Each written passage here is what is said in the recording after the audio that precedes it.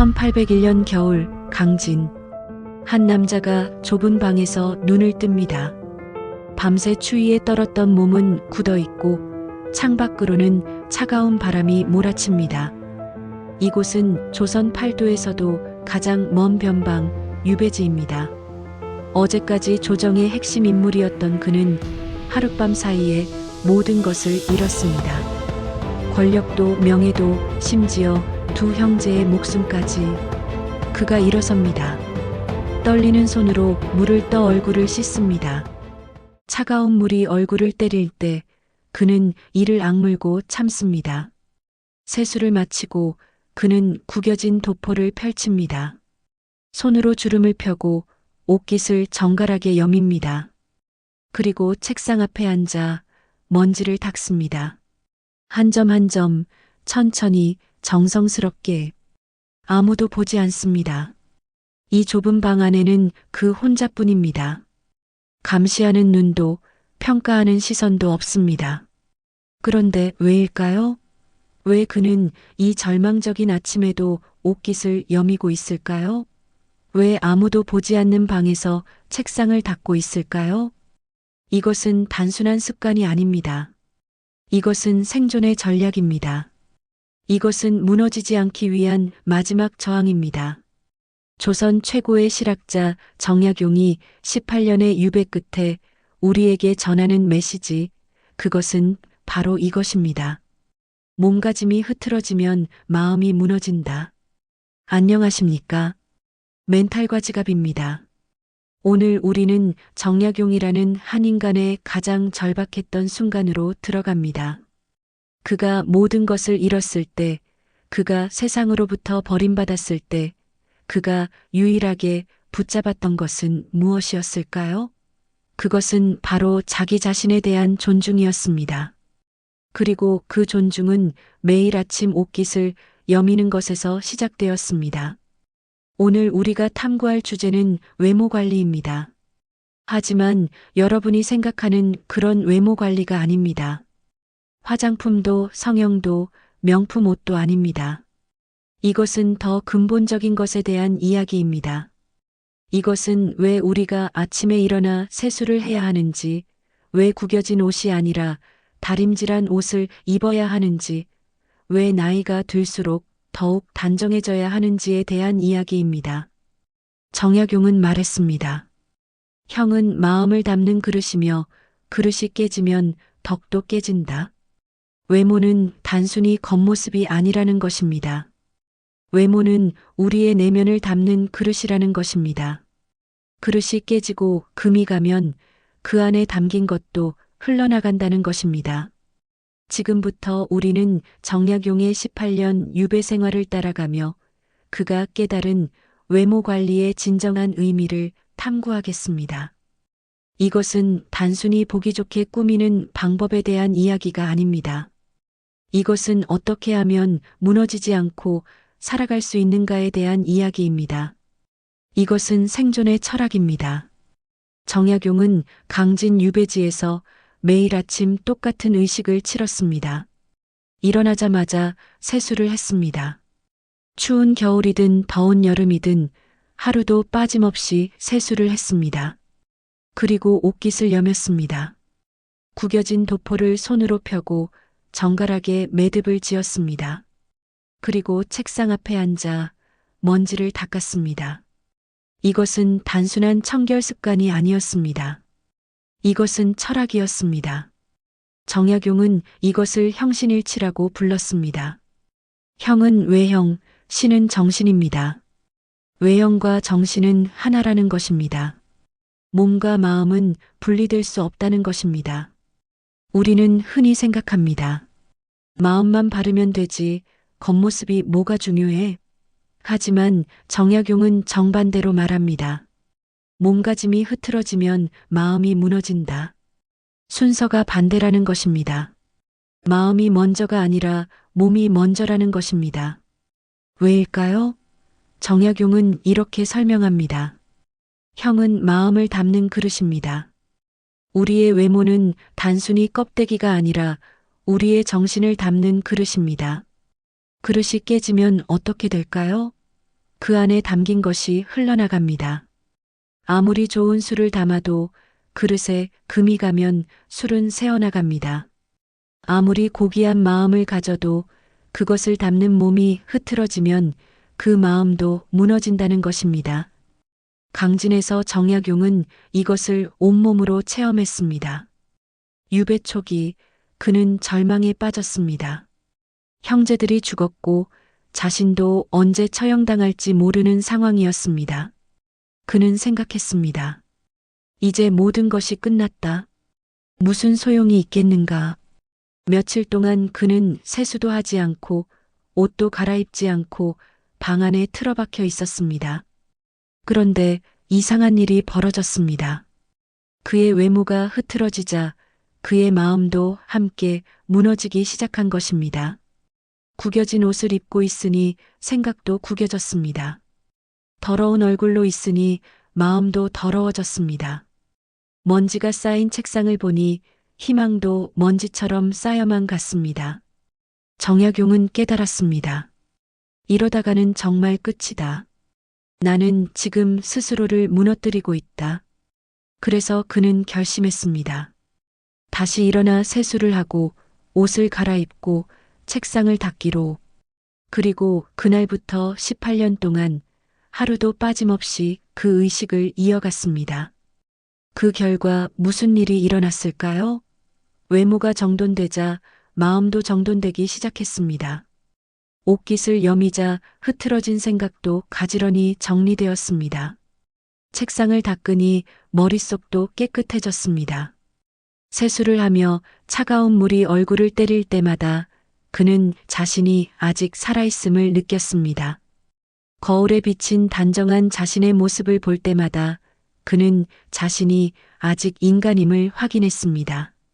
정약용은 이것을 이렇게 표현했습니다. 꾸밈은 자신을 존중하는 최소한의 예의다.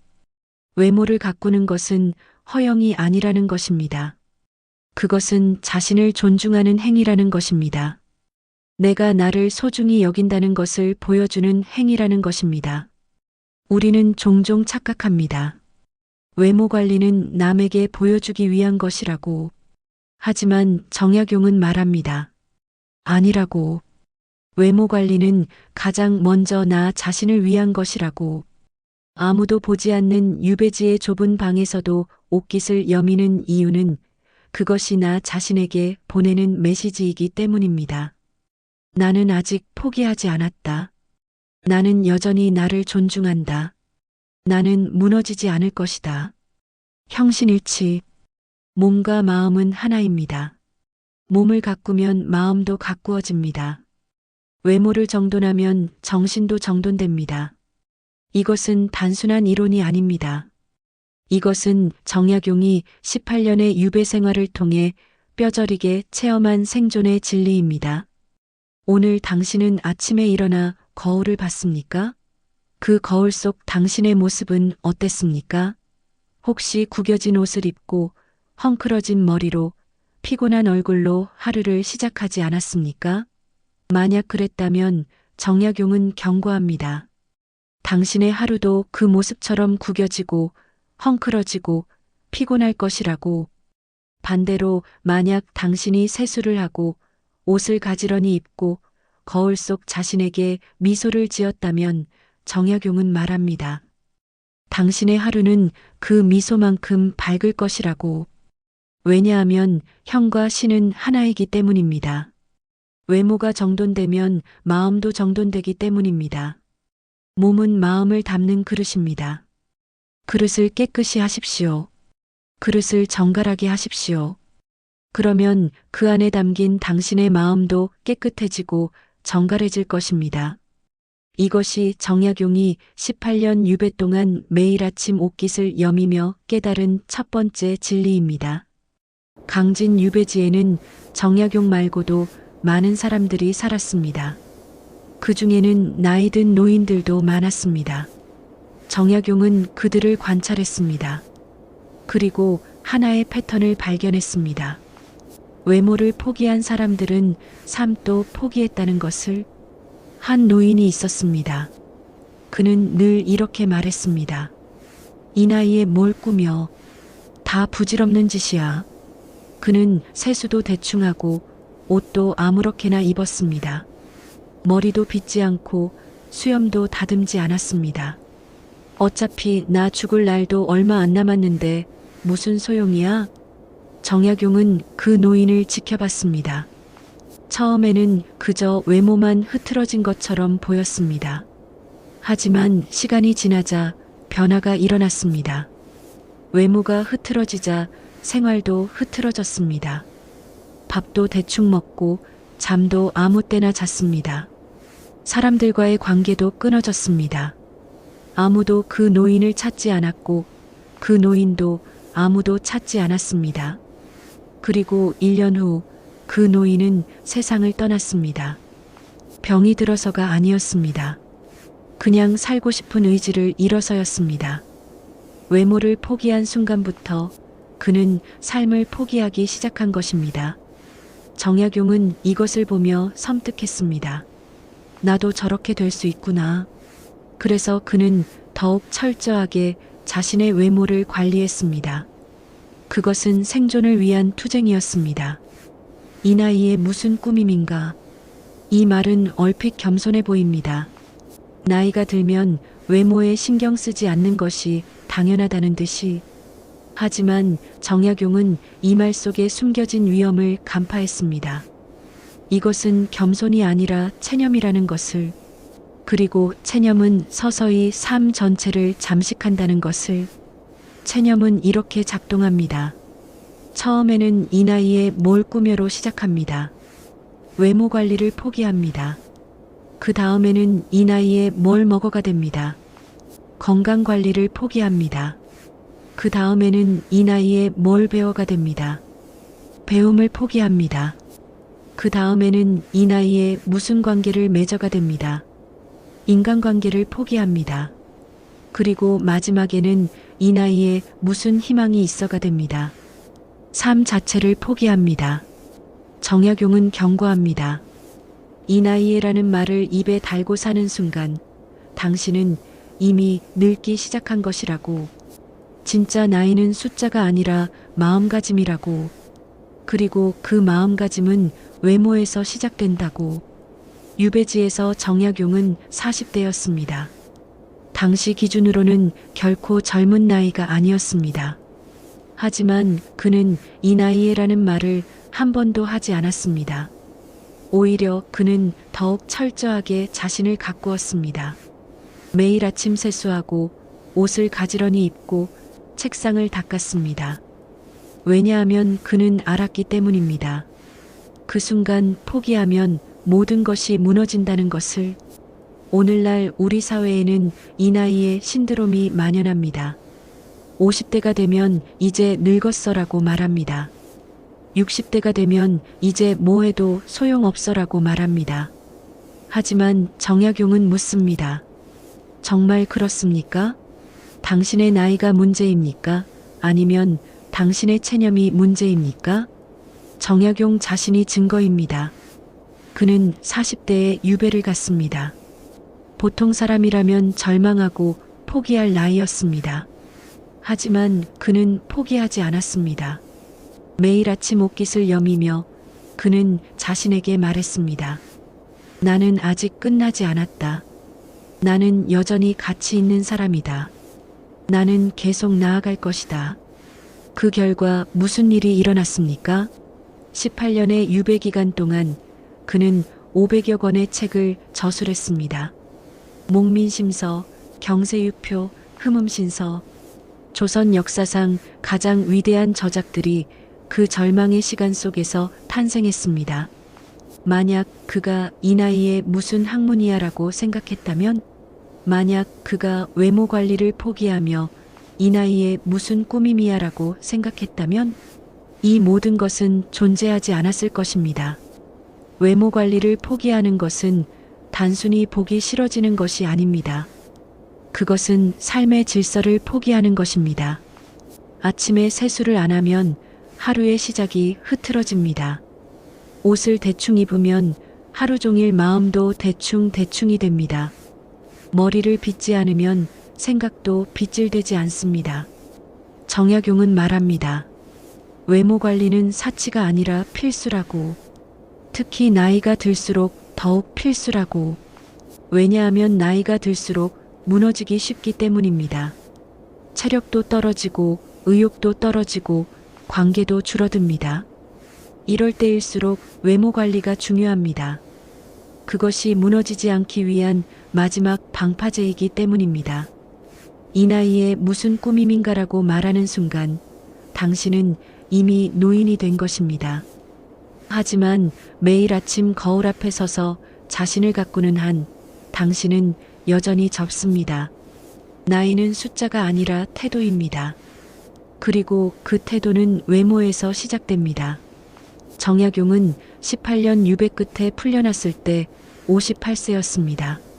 당시 기준으로는 노인이었습니다. 하지만 사람들은 놀랐습니다.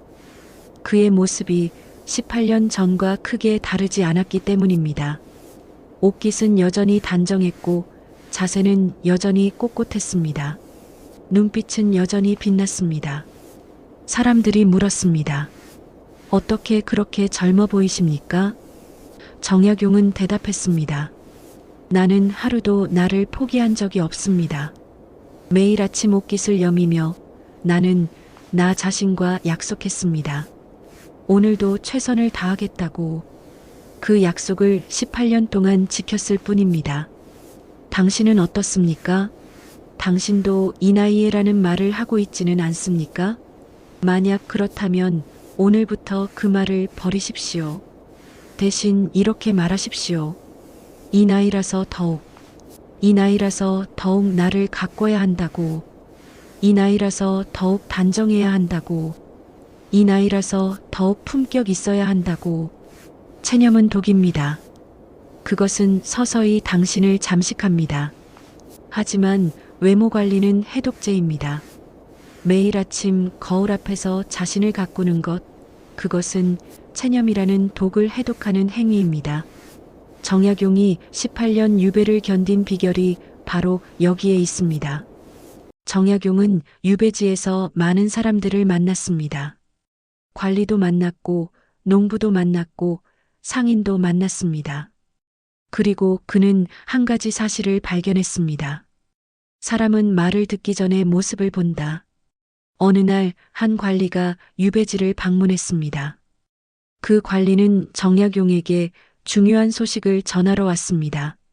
하지만 그 관리는 정약용을 보고 놀랐습니다. 유배인이 이렇게 단정할 수 있다는 것에. 옷깃은 가지런했고 자세는 꼿꼿했고 눈빛은 맑았습니다. 그 관리는 나중에 이렇게 말했습니다. 나는 그를 보는 순간 알았습니다. 이 사람은 범죄자가 아니라고. 이 사람은 억울하게 유배된 것이라고. 왜냐하면 그의 모습에서 품격이 느껴졌기 때문입니다. 정약용은 이 경험을 통해 깨달았습니다. 외모는 말보다 먼저 메시지를 전달한다는 것을. 우리가 무슨 말을 하기 전에 우리의 모습이 먼저 말한다는 것을. 그리고 그 첫인상이 모든 것을 결정한다는 것을. 정약용은 이것을 이렇게 표현했습니다. 단정한 외모는 신뢰의 시작이다. 사람들은 단정한 사람을 신뢰합니다. 왜냐하면 자신을 관리할 수 있는 사람이 다른 것도 관리할 수 있다고 믿기 때문입니다. 반대로 자신의 외모조차 관리하지 못하는 사람을 어떻게 신뢰할 수 있겠습니까? 이것은 불공평해 보일 수 있습니다. 겉모습으로 사람을 판단하다니. 하지만 정약용은 현실주의자였습니다. 그는 이상이 아니라 현실을 이야기했습니다. 현실은 이렇습니다. 사람들은 당신의 내면을 알기 전에 당신의 외모를 봅니다. 그리고 그 외모가 당신에 대한 첫인상을 결정합니다. 강진에서 정약용은 제자들을 가르쳤습니다. 그는 제자들에게 늘 이렇게 말했습니다. 학문만 잘한다고 해서 인정받는 것이 아니다. 먼저 사람들이 너를 존중할 수 있어야 한다. 그리고 그 존중은 내 외모에서 시작된다. 한 제자가 항변했습니다. 선생님, 그것은 너무 표면적이지 않습니까? 중요한 것은 내면 아닙니까? 정약용은 대답했습니다. 물론 내면이 중요하다. 하지만 사람들은 내 내면을 볼 수 없다. 그들이 볼 수 있는 것은 내 외모뿐이다. 그러니 내 외모를 통해 내 내면을 보여주어야 한다. 그리고 정약용은 이렇게 덧붙였습니다. 정갈함은 타인에 대한 예의이다. 단정하게 옷을 입고 나가는 것은 만나는 사람에 대한 존중의 표시라는 것입니다. 나는 당신을 만나기 위해 준비했습니다. 나는 당신을 소중히 여깁니다.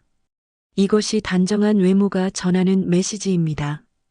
반대로 흐트러진 외모로 사람을 만나는 것은 무례입니다.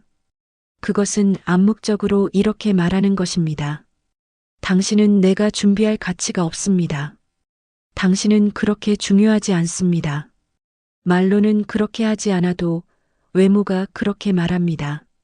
정약용은 유배지에서도 손님을 맞을 때 반드시 단정한 옷으로 갈아입었습니다.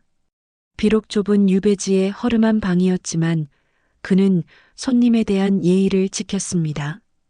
손님들은 감동했습니다. 유배인이 나를 이렇게까지 존중해 주다니. 그리고 그들은 정약용을 더욱 존경하게 되었습니다. 하지만 정약용이 외모 관리를 중요하게 여긴 이유는 타인을 위해서만이 아니었습니다. 그것은 자신을 위해서이기도 했습니다. 정약용은 말합니다. 정갈함은 자신에 대한 책임이다. 우리는 자신에게 책임이 있습니다. 우리 자신을 소중히 여길 책임, 우리 자신을 존중할 책임, 우리 자신을 가꿀 책임. 외모 관리는 바로 그 책임을 다하는 행위입니다. 매일 아침 세수를 하고 옷을 가지런히 입는 것은 자신에게 이렇게 말하는 것입니다. 나는 나를 소중히 여깁니다. 나는 나를 존중합니다. 나는 나에게 투자할 가치가 있습니다. 이것이 자기 사랑의 시작입니다. 반대로 외모를 방치하는 것은 자기 방임입니다. 그것은 자신에게 이렇게 말하는 것입니다. 나는 나를 신경 쓸 가치가 없습니다. 나는 나를 존중하지 않습니다. 나는 포기했습니다. 이것이 자기 파괴의 시작입니다. 정약용은 18년 유배 동안 수없이 좌절하고 절망했을 것입니다. 하지만 그는 매일 아침 거울 앞에 서며 자신과 약속했습니다. 나는 나를 포기하지 않을 것이다. 그리고 옷깃을 여미며 그 약속을 실천했습니다. 정갈함은 사치가 아닙니다. 그것은 필수입니다. 정갈함은 화려함이 아닙니다. 그것은 깨끗함입니다. 정갈함은 비싼 옷을 입는 것이 아닙니다. 그것은 깨끗한 옷을 입는 것입니다. 정갈함은 성형수술을 하는 것이 아닙니다. 그것은 세수를 하는 것입니다. 정약용은 노년의 꾸밈에 대해 이렇게 정의했습니다. 노년의 꾸밈은 정갈함과 깨끗함이지 화려함이 아니다. 나이가 들수록 더 단순해져야 합니다. 더 깨끗해져야 합니다. 더 정갈해져야 합니다. 복잡한 것을 덜어내고 본질만 남겨야 합니다. 당신의 옷장을 보십시오. 얼마나 많은 옷들이 입지도 않으면서 쌓여 있습니까? 정약용은 말합니다. 많은 옷이 필요한 것이 아니라고. 깨끗한 옷 몇 벌이면 충분하다고. 유행을 쫓을 필요도 없고 명품을 살 필요도 없다고. 다만 깨끗하고 단정하면 된다고. 당신의 세면대를 보십시오. 얼마나 많은 화장품들이 사용되지 않으면서 쌓여 있습니까? 정약용은 말합니다. 많은 화장품이 필요한 것이 아니라고. 깨끗한 피부 하나면 충분하다고. 매일 세수를 열심히 하고 충분히 자고 스트레스를 관리하면 된다고. 외모 관리의 본질은 추가가 아니라 유지입니다. 무언가를 더하는 것이 아니라 원래 가지고 있던 것을 잘 지키는 것입니다. 깨끗함을 유지하고 단정함을 유지하고 건강함을 유지하는 것입니다. 정약용은 유배지에서 화려한 옷을 입지 않았습니다. 비싼 화장품을 쓰지 않았습니다. 하지만 그는 늘 깨끗했고 늘 단정했습니다. 그것만으로 충분했습니다. 사람들은 그를 보며 존경했습니다. 그의 외모가 화려해서가 아니라 정갈해서였습니다. 정갈함은 품격입니다. 그리고 품격은 나이가 들수록 더욱 빛납니다. 젊음의 아름다움은 화려함에 있지만 나이 들매 아름다움은 정갈함에 있습니다. 주름이 있어도 깨끗하면 아름답습니다. 머리가 휘어도 단정하면 아름답습니다. 허리가 굽어도 깔끔하면 아름답습니다. 당신은 오늘 누군가를 만날 것입니다. 그 사람을 위해 단정하게 준비하십시오. 그것이 그 사람에 대한 예의입니다. 하지만 무엇보다 당신 자신을 위해 단정하게 준비하십시오. 그것이 당신 자신에 대한 책임입니다. 1818년 정약용은 마침내 유배에서 풀려났습니다. 18년 만에 귀향이었습니다. 사람들은 그를 보고 놀랐습니다. 18년의 세월이 흘렀지만 그는 여전히 단정했습니다. 옷깃은 가지런했고 자세는 꼿꼿했고 눈빛은 맑았습니다. 사람들이 물었습니다. 어떻게 그 긴 세월을 견디셨습니까? 정약용은 대답했습니다. 매일 아침 옷깃을 여미며 견뎠습니다. 그것이 나를 무너뜨리지 않게 한 유일한 방법이었습니다. 정약용은 생애 마지막까지 단정함을 유지했습니다. 75세로 세상을 떠나는 그날까지 그는 매일 아침 세수를 하고 옷을 가지런히 입었습니다. 죽음을 앞두고도 그는 자신을 가꿨습니다. 왜냐하면 그것이 자신에 대한 마지막 예의였기 때문입니다. 정약용이 우리에게 전하는 마지막 메시지는 이것입니다. 나이가 들수록 더욱 단정해야 한다. 이것은 역설적으로 들립니다. 보통 사람들은 나이가 들면 외모에 신경을 덜 쓰니까요. 하지만 정약용은 정반대로 말합니다. 나이가 들수록 더욱 외모를 신경 써야 한다고. 왜일까요?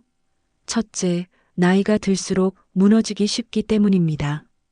체력도 떨어지고 정신력도 떨어지고 의욕도 떨어집니다. 이럴 때일수록 외모 관리가 중요합니다. 그것이 무너지지 않기 위한 마지막 버팀목이기 때문입니다.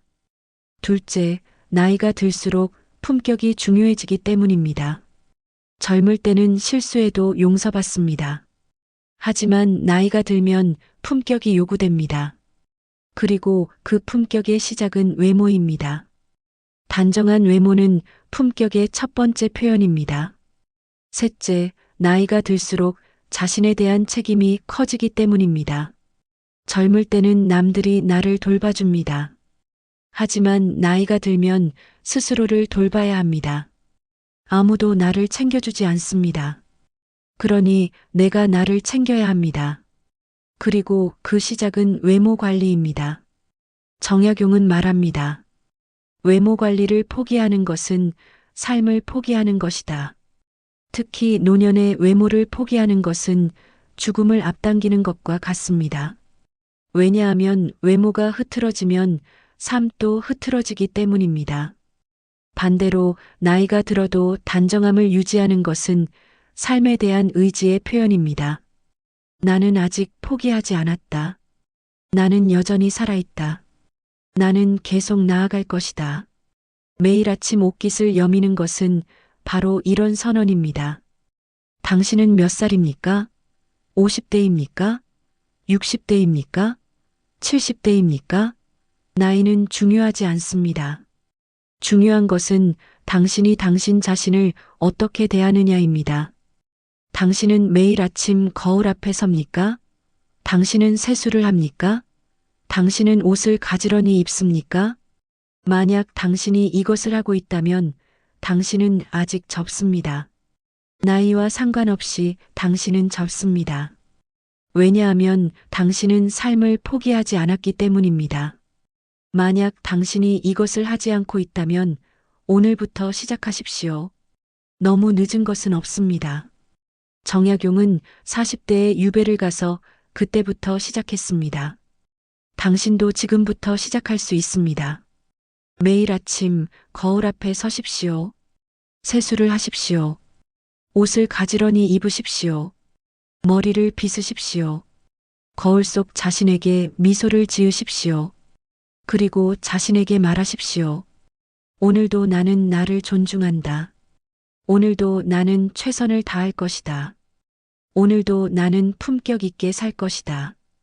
이것이 정약용이 18년 유배 끝에 우리에게 전하는 외모 관리의 진정한 의미입니다. 외모 관리는 허영이 아닙니다. 그것은 생존입니다. 외모 관리는 사치가 아닙니다. 그것은 필수입니다. 외모 관리는 남을 위한 것이 아닙니다. 그것은 나를 위한 것입니다. 몸은 마음을 담는 그릇입니다. 그릇이 깨지면 덕도 깨집니다. 그러니 그릇을 깨끗이 하십시오. 그릇을 정갈하게 하십시오. 그릇을 소중히 하십시오. 나이가 들수록 더욱 단정해지십시오. 그것이 품격입니다. 그것이 자존감입니다. 그것이 삶에 대한 의지입니다. 정약용이 강진 유배지의 좁은 방에서 18년 동안 매일 아침 옷깃을 여미며 우리에게 전하는 마지막 가르침입니다. 당신의 하루는 거울 앞에서 시작됩니다. 그 거울 속에 비친 당신의 모습이 오늘 하루를 결정합니다. 단정한 모습으로 시작하면 단정한 하루가 됩니다. 흐트러진 모습으로 시작하면 흐트러진 하루가 됩니다. 오늘 거울 앞에 서십시오. 그리고 정약용처럼 옷깃을 여미십시오. 그것이 무너지지 않고 살아가는 방법입니다.